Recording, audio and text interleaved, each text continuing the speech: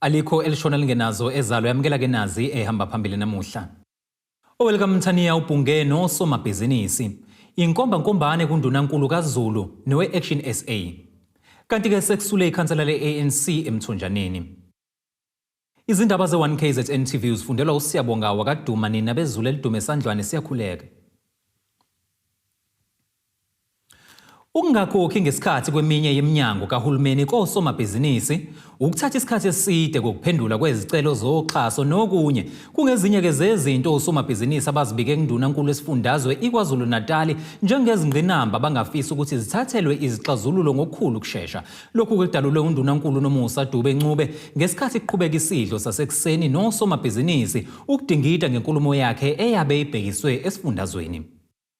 Ngemuva kokuba uNdunankulu waKwaZulu-Natal ethule inkulumo ebhekiswe esifundazweni engeledlule, namuhla uhlangane nabezinhlaka ezahlukene ngenhloso yokuzwa izimvo zabo ngale nkulumo.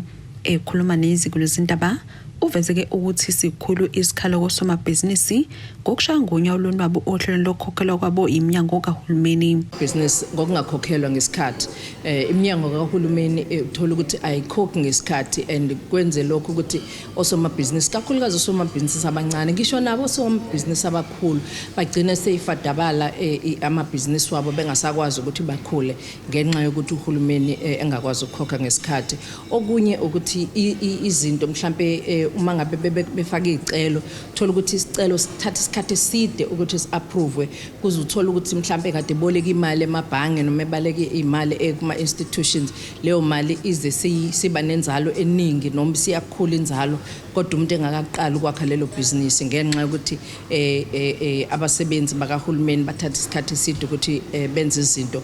Okunye ke inkohlakalo nobugebengu obukhona kwabanye babasebenzi bakahulumeni okuyizinto ke sibona ukuthi zibalekile lezo ukuthi ngempela kube nendlela yokuthi siqeda kanjani inkohlakalo into yokuthi siqeda kanjani ubuvila futhi kwabanye babasebenzi bakahulumeni. Amaqembu ezepolitiki ehlukene aphawula ngenkulumo eyethulwe uNdunankulu aveza ke ukuthi akukho okuthene akubalulile ngezinhlelo ezintsha kepha ugxile kakhulu kosekwenziwe nabathi ke bakuthathe njengokukhankasa.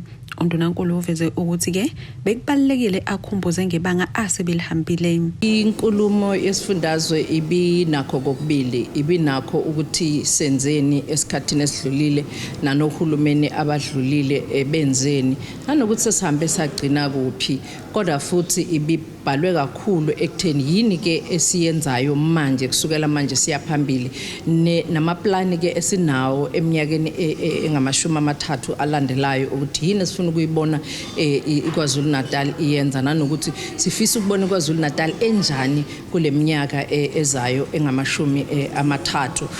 Bekubalekile ke lokho ngoba unyaka phela uqali ngokuthi kube khona ukhetho, kepha noma ngabe ukhetho likhona noma alukho abantu bazozidinga izidingo ngqangi kuzokuphela unyaka kuphinde kushaya unyaka ozayo. Njengoba uMasipaliti kubhekene nengwadla yokuhlinzeka umphakathi ngezidingo ezifana nogesi kanye namanzi ngenxa yesiteleka esiqhubekayo sabasebenzi, lokhu ke kushaya kuzwele kosomabhizinisi kanti ke imeya lomasipala ithi sebenazo izinhlelo ezizolekelela. We have started a process of procuring renewable energy from independent power producers as a city. We are confident that this initiative will go a long way in building an energy secured city.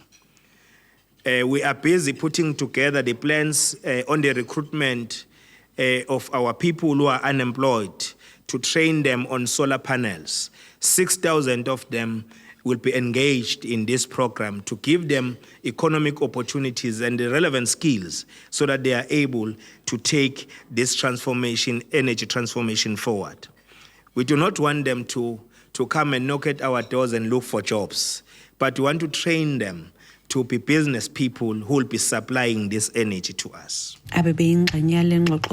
I think uNdunankulu ukhuluma ngento ebaluleke kakhulu esikuthandile njengosomabhizinisi ukuemphasize ukusebenzisana on irole esidlala njengosomabhizinisi nanamathuba avula ugovernment. I think in particular mina as own SME last year uPremier or the KZN government iphinde yanika futhi ifunding through growth fund, and I think about 70 business people bakwazi ukuthi bahlomile bakhulisa amabhizinisi. So those are the things esiyidinga, but not only funding but also access to the market. Ezindabeni ze-1KZNTV kube kuntomkhona Mvubu ngesethekwini. Uhlalo we-Actionsa kulesifundazwe uzwakele Mncwango uthi ke ufuna isixoliso Undunankulu kaZulu Thulasizwe-Buthelezi ngenkulumo athi kuzomele ukuvalwe inkulumo yesilo yokuvula isishayamithetho njengoba ke kumosha imali abakhokhi bentela. Mncwango usho lokhu kwisithangami sabezindaba eThekwini waveza ukuthi ke akayazi into eshiwo Buthelezi.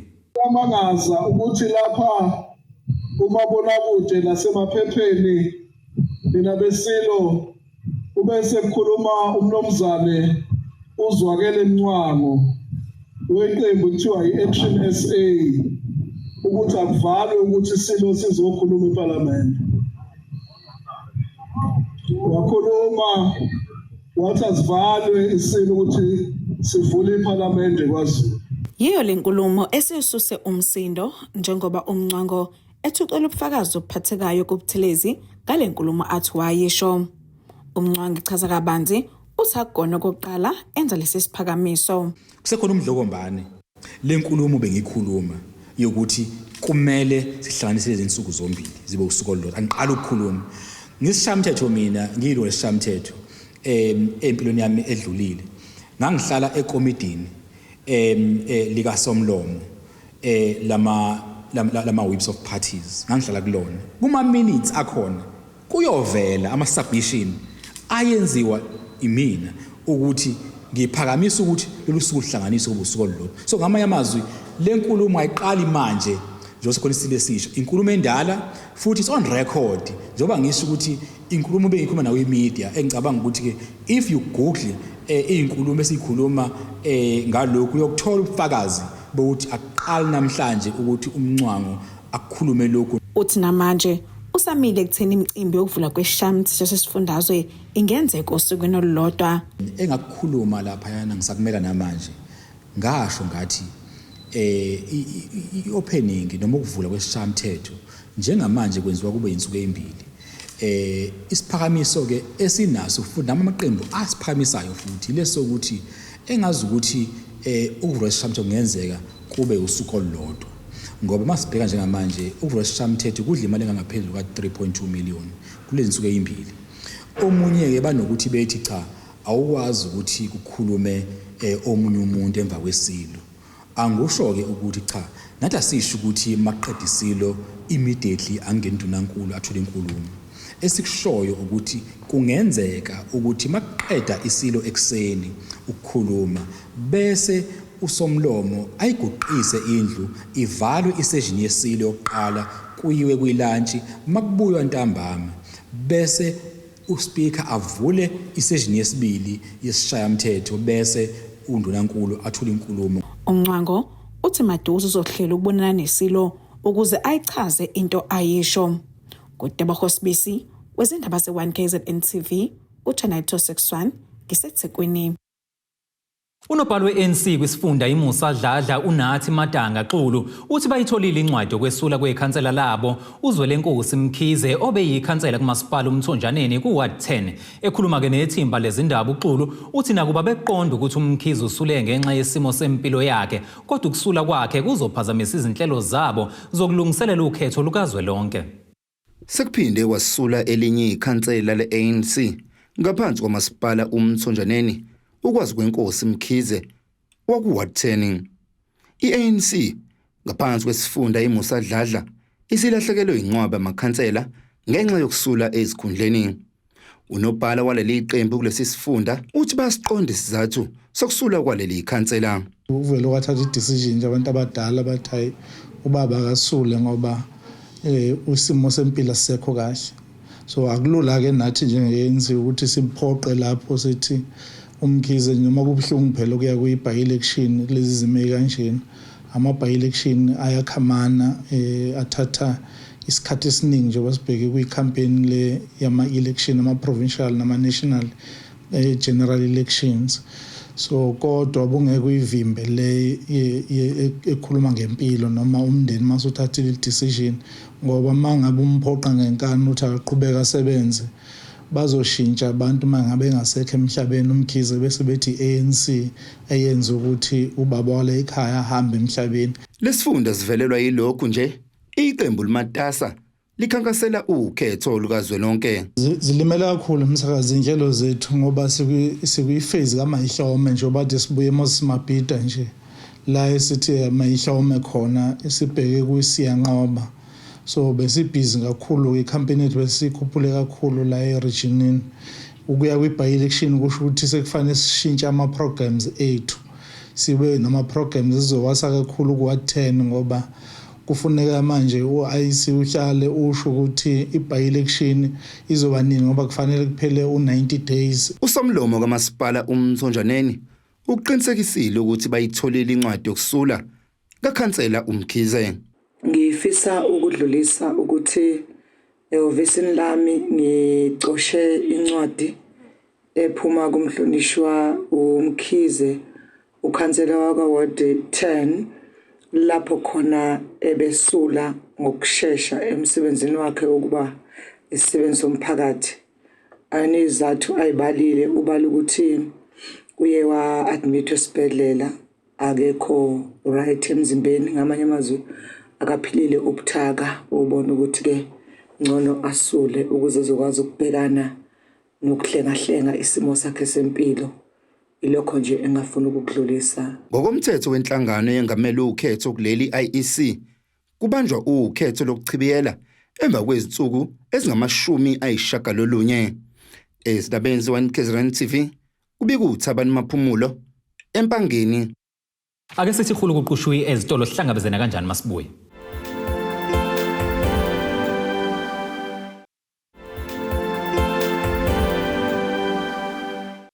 Siyakubingelela siyakwamukela mongabe usanda kubukela izindaba zethu nazi ke ihloko esithi yize zihamba phambili namhlanje. Welcome Mthaniya Ubhunge Nosomabhizinisi. Inkomba-nkombane kuNdunankulu KAZULU newe-Actionsa. Kanti ke sekusule ikhansela le-ANC eMthonjaneni. Akaqalwa namanje ukwakhiwa kwezindlu zoxhaso lukahulumeni endaweni yaseMadadeni e-H39 ngaphansi kamasipala iNewcastle. Lokhu kuza emva kokuba ungqongqoshe omnyango wezokuhlaliswa kwabantu Sipho KK Inkosi ehambelele indawo ukuzocacisela umphakathi ngezizathu ezenza ukuthi kungaqali ukwakhiwa. Ungqongqoshe uNkosi uveza ukuthi lokhu kudala umasipala njengoba ungakalikhiphi uhlu lwabantu okufanele bakhelwe lezindlu. Ungqongqoshe wezokuhlaliswa kwabantu Sipho KK Inkosi uhambele indawo yaseMadadeni H39 ngaphansi kamasipala iNewcastle lapho echazele khona umphakathi ngokubambezeleka kwezindlu ekumele zakhelwe lo mphakathi. Besizozama ukuzocacisela abantu ukuthi ikuphi inkinga yokwakhiwa kwezindlu zabo. Kodwa ke siqale kulama flat akanokusho lapha ne-N11 siwabheka savumelana no contractor ukuthi noma kanjani kuzoqala uMay izindlu ezu114 abantu bebengenile kuma flat abo and wase kuba indaba yase H39 lesikuyona njengamanje. Inkinga la iyodwa indaba kamasipala. Umasipala kufuneka enze into okufanele ukuthi ayenze ukuhlela kahle abantu ama-beneficiary na yonke into. Thina njenge-Provincial Department of Human Settlement sifike sesizokwakha izindlu ngoba wethu umsebenzi ukwakha ama-top structure. But indaba ye-management ye-beneficiary list na yonke into is a municipal function. Kanti ungqongqoshe uphinde waveza ukuba nomphakathi wenza isinqumo esenza kube nzima ukuba beqhubeke nokwakha. Athi inkinga enkulu ekhona la. Ngicabanga ukuthi nomphakathi unayo inkinga kancane.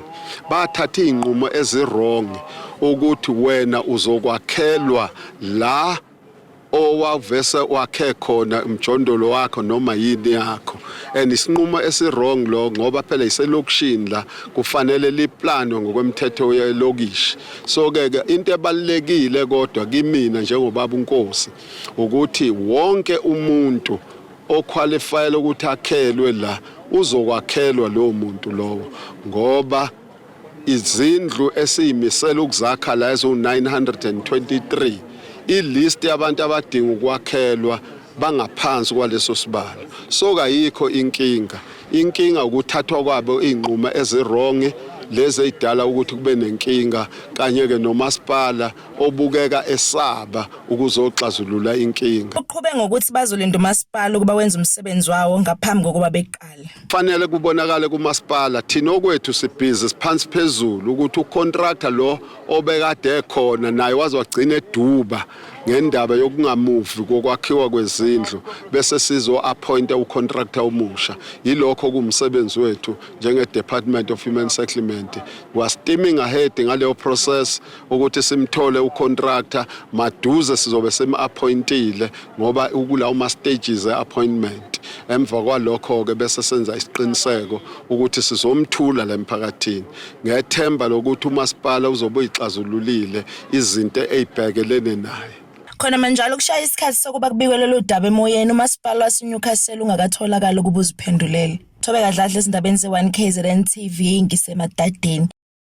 Umkhize uzozwele ejazini bashayeli bezimoto njengoba kumenyezelwe ukwenyuka kaphethiloli phakathi kwamabili namuhla. iCentral Energy Fund siqinisekisile ukuthi ke intengo kaphethiloli ongu-93 cent no-95 cents izonyuka ke ngo-R1.21 cent ilitha. Kanti udizili wona uzokhuphuka ngo-R1.06 cent kuya ku-R1.19 cent ilitha. Parafino okhanyayo uzokhuphuka ngo-64 cents ilitha, kanti ke intengo enkulu yokudayisa kwe-LP gas ikhuphuka yona ngo-41 cent nge-kg. Kuthiwa ukwenyuka kwakamumva kudalwe ukwenyuka kwangoFebruary, kanti ke kubangelwa ukwehla kweRandi nenani eliphezulu likawoyela emazweni angaphandle. Sebephawulile abashayeli bezimoto ngalokhu. Abashayeli bezimoto baseNingizimu Afrika bazokhokha phakathi ka-R54.97 ngaphezulu ukuze bagcwalise izimoto zabo zikapetroli kusukela ngoLwesithathu mhla ziyisithupha kuNdasa 2024. Umnyango wezokumbhiwa phansi namandla ukiphekeleza izinguquko ezizayo zentengo kapetroli estatementeni ngomsombuluko. Amanani azo zonke izihlobo ezine zikapetroli, upetrol, udizili, uparafin negesi LP iwona ke azokwenyuka. Amanani azonyuka kakhulu ngawe unleaded 95 ne-unleaded 93 azobiza ku-R1.21 cent ngaphezulu. Lokhu kunyuka kuzobonakala ngqo kumaphampo njengoba ke intengo kapetroli ethengiswayo eNingizimu Afrika iyona elawulwayo. Intengo kadizili yona ke izonyuka ngo-R1.06 cent ilitha. Izinguquko eziqondile kumaphampo abashayeli bakadizili zizoncike esiteshini sikapetroli abasikhethile njengoba ke zingahluka kakhulu kuye ngokuthi kumnikazi wesiteshi ufisa ukufaka isicelo samalini yenzuzo. Izinguquko emananini kapetroli yaseNingizimu Afrika ngoNdasa kunyaka 2024 iveza ukuthi ukunyuka kwamumva kwentengo kapetroli kubangelwa kakhulukazi amanani entengo emikhiqizo yamazwe ngamazwe aphakeme azo zonke ke izihlobo zikapetroli ngesikhathi ke usonyaka u2 kuJanuary kuya ke kumhla ka29 kuJanuary. Sibese sixoxa ke nabashayeli bezimoto ukuzwa ukuthi ke ukunyuka kapetroli kubona kubathinta kanjani. Uyasilimaza kakhulu ba nemholo ayayikho uhulumeni ukhala ngemali ayikho so nje siyalimala inzozi yanyuka but ephaketheni kuthina akunyuka lutho so nje siyalimala kakhulu. Hlaba nje wasovota nje president bengasenzela iplan ukuthi ngempela indaba yapetrol ayilungise singajabula kakhulu. Uyabona unyuka kapetrol kuyasilimaza impela nje thina njengoba sembonile amatekisi nje siyalimala impela ngoba silala namhlanje upetrol uyile imali sifuka kusasa ayisuwenye imali. Siyalimala kakhulu. Sikwazi ukushintshela abagibeli ukuthi namhlanje sesithi imali engaka namhlanje so ugcina ukusiphoqa ukuthi silimale sivumele isimo ngoba upetrol unyuka njalo. Upetrol siyalimala kakhulu ngoba nemali esilayishayo la njengoba sila ematekisini incane kakhulu. Sigcina sesikhesha imali engekho ngoba kahle sesisebenzela wona upetrol akuhlukile kunalokho. Yabo sesilimala impela nje. Yabo impela ngeke ngize ngiqambe amanga. Indaba kapetrol yasilimaza kakhulu ngoba even thina lana ngoba sisebenza ngo-rank manager la imoto ihamba ngeconsi likapetrol ngoba usunyukile ila sesizokhathazeka khona kakhulu ngoba nemali yabagibeli kanyuke ilokhu imile. Ngokwesayidi likahulumeni angazi noma ubuye sicabangele ngoba kwakhona njengoba sisebenza njengamanje senenkinga yala emgwaqeni yoshanela akusebenzeki.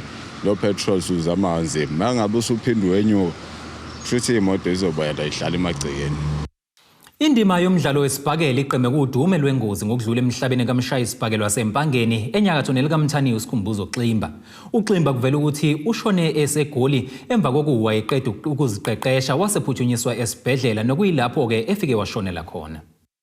Umkhakha wezamankomane uphinde wahlaselwa yife elimnyama emva kokudlula emhlabeni kwebhokisa lasempangeni usikhumbuzo Xemba uXemba ushonele eGoli njengoba kubheke ukuthi alwe ngolesihlanu khona eGoli. Umndeni wakhe uthi usashaqekile namanje ngoba ubengagoli njengoba evele wawa eqeda ukuzilolonga. Silimele nje kakhulu kumndeni engagolanga ukuthi mhlasimpe simphuzise amanzi ethi ngifuna ningiphuzise amanzi kube ngathi sidutshulwe isibhamu ngendlela esize ngawe okwenzeke kithi kusuke ehambe eGoli eyokula khona ebhukhele lo date ade bhukhele ngayo kanti lo date akazokula ngayo izogcina sekuyilanga lakhe lokuthi afihle ngayo engakaze agule engakali ngishukula esajima ebese ehamba ngalendlela akahambe ngayo. Umndeni kaXemba uchazele libhokisa njengomuntu obe usizo olukhulu emndenini. Bebenza sure ukuthi amasenti bawalethe ekhaya nje base beqalile nje bakha indlu namanje njengoba bebethi bazobuya ethembisile nakubangani ukuthi uzobuya zazi afike washo wathi sizoqedela indlu emva kwalokho bese siqedela no round ekhaya bekuyizingane ezinomqondo wephusile nathi sethembele kuze ukuthi ikusasa liyaqhubeka uma kuhamba bona bebancane silimele kodwa uJehova uzosisiza ngoba nami nezinceko zenkosi ziyafika zikhuleke lekhaya bese siyaqina akumeki. Lo wayishaya isibhakela nokuyena obekhulisa leli ibhokisa uDokotela uThulani 3 second kwanyana uthi nawe usashaqekile ngalokho. Impela nje konke lokho kusishaqisile ngoba ubengaguli ungcono benthwana ubegula noma ekhwehlela noma mhlawumbe ke kodokotela mhlawumbe nathi simbone umfana nje ovele walimala leGoli wavele wafakwa esibhedlela kwasesethule. Impela ke kusimangazile kusasishaqisile kodwa ke engicabanga ukuthi kusalandelelwe into eziningi ngoba phela zonke izinto mazenzeke emhlabeni ziyavela. uXemba wazalwa ziyishumi kuZibandlela ngonyaka ka1999 ezindabeni ze-1KZNTV kube kuThabani Maphumulo eMpangeni. Ake siphinde futhi sihlabe ikhefu sihlangabezene nengosi yomnotho masibuya.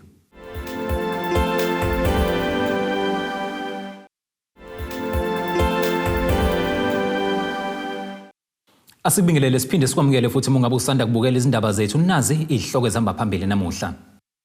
Welcome Mthaniya Ubhunge Nosomabhizinisi. Inkomba-nkombane kuNdunankulu kaZulu newe-Actionsa. Kanti ke sekusule ikhansela le-ANC eMthonjaneni. Kuleli qophelo singena sijule engosini yethinta ezomnotho.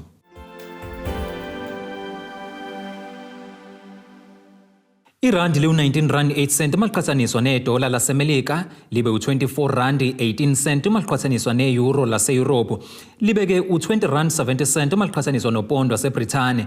Igolide ke lona lingu-$2,116.82 i-ounce kuthuwelo ngahluziwe ube u-$82.80 umphongolo. Ake sikubhekele engosini yezemidlalo.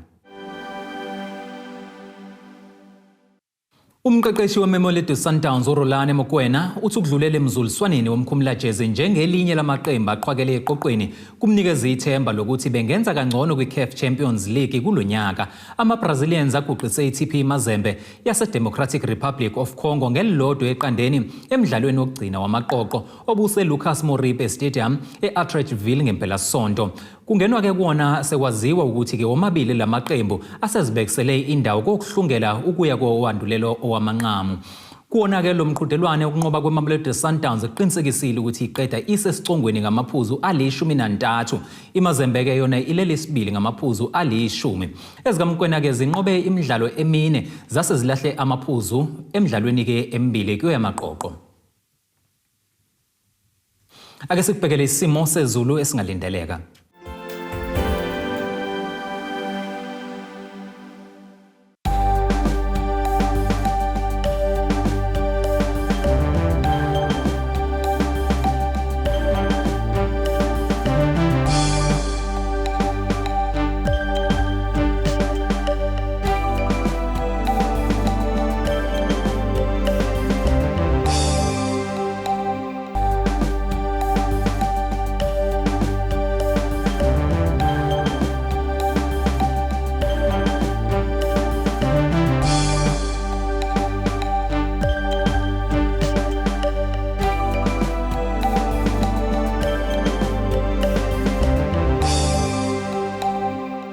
Zulu Mnyama undlela zemhlophe ngeziguqise besikuphathele zona namhlanje sihlangabeze noma kanjani futhi kusasa kanye nethimba. Abethuli bethu bezindaba baxhaswe iThuli's Bayview Bridal. Ungabashayela kulezi zinombolo ezivelile.